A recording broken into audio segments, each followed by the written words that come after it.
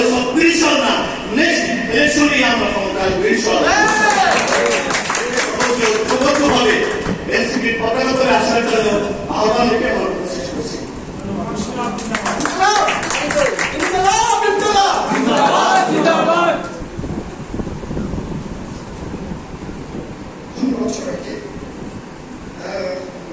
আমি আসলে এখন আমাদের প্রধান অতিথি আমাদের প্রধান অতিথি যখন আমরা আসলে রাজনীতি নিয়ে অত ধারণা ছিল না, যখন আওয়ামী লীগের বিরুদ্ধে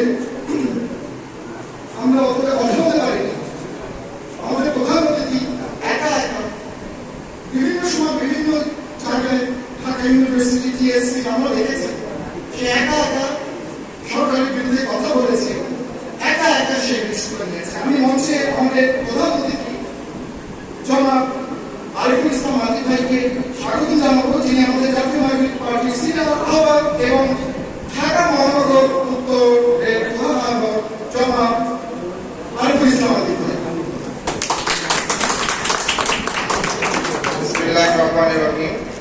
উপস্থিত ছাত্র ভাইয়েরা এবং আমাদের সিনিয়র নাগরিকবৃন্দ সবাইকে আন্তরিক ধন্যবাদ জানাই।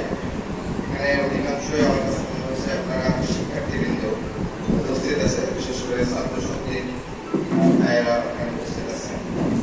আর আরেকটি বিষয় হচ্ছে আজকে আমাদের গুলশানের এই যোগদান এবং একই সাথে পুনর্মিলনীর অনুষ্ঠান।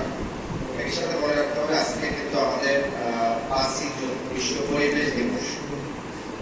পরিবেশ দিবস হয় আমাদের আগামীকালকে আমরা মহানগর থেকে একটা আমাদের কর্মসূচি আছে, আমরা প্রত্যেকটা ওয়ার্ডের জন্য কিছু বৃক্ষ এবং গাছ করবো, সেগুলো আপনারা আপনাদের সবাই সুযোগ মতো গাছ রোপণ করে নেবেন। আমরা এদের জন্য মূলত আজকের এই আয়োজন, আমাদের যে বিষয়টি প্রথম মনে রাখতে হবে সেটা হচ্ছে আমরা রাষ্ট্রের নাগরিক হিসাবে প্রত্যেকের রাষ্ট্রের নাগরিকের প্রতি একটা দায়িত্ব থাকে। আমি যদি একটু জিজ্ঞেস করি এখানে যারা আছে ঢাকায় তো সবাই পড়াশোনা করে, সরকারি স্কুল কিংবা কলেজে সরকারি স্কুল খুব 2জন কি 3জন সরকারি স্কুল ছাড়া কিন্তু অনেকেই কিন্তু প্রাইভেটে পড়তে বাধ্য হয়।